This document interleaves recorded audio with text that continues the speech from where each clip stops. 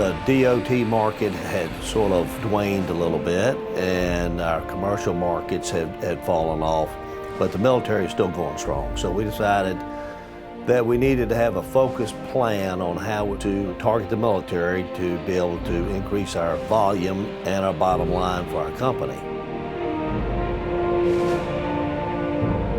It's interesting to note that the military sector has always been there, but never been a high priority. What we're looking for is to develop a team. 99% of all projects that are bid by the military in this day and age is usually set aside for small businesses. We didn't feel we had anyone on staff that was capable of dealing with the military on their terms. And that's when it brought us to Parker. He enlisted into the Marine Corps and actually had a tour of Iraq prior to his graduation. Actually was processed out after he got injured.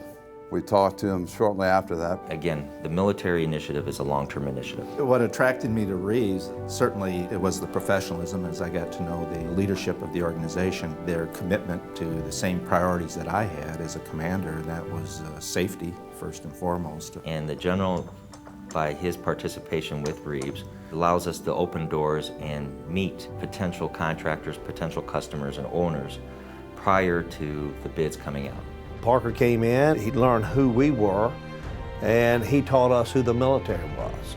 That he would be able to, first off, have access to the bases. So that's very important for us to develop that. Our vehicle for doing that was to partner with a company that currently had what's called a MAC contract, a multiple award contract with the Navy. What we're looking for in a small business, Hub Zone, 8A, service disabled vet.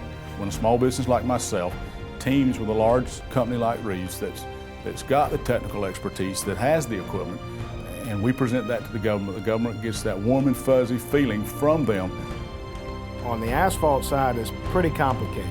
It's got an FAA specification on it, P401. It's a higher spec asphalt, a lot more testing involved. So everybody that works here has to go through a security check. Some people do not make it because of whatever background they may have, so everyone has to be cleared. One of the major things that is of a big concern to the Navy is foreign object damaging debris. So every time that we go across the active part of the runway or taxiway, we have to sweep behind each truck. It's absolutely critical to have good surfaces. There was no question that many accidents have resulted because of that.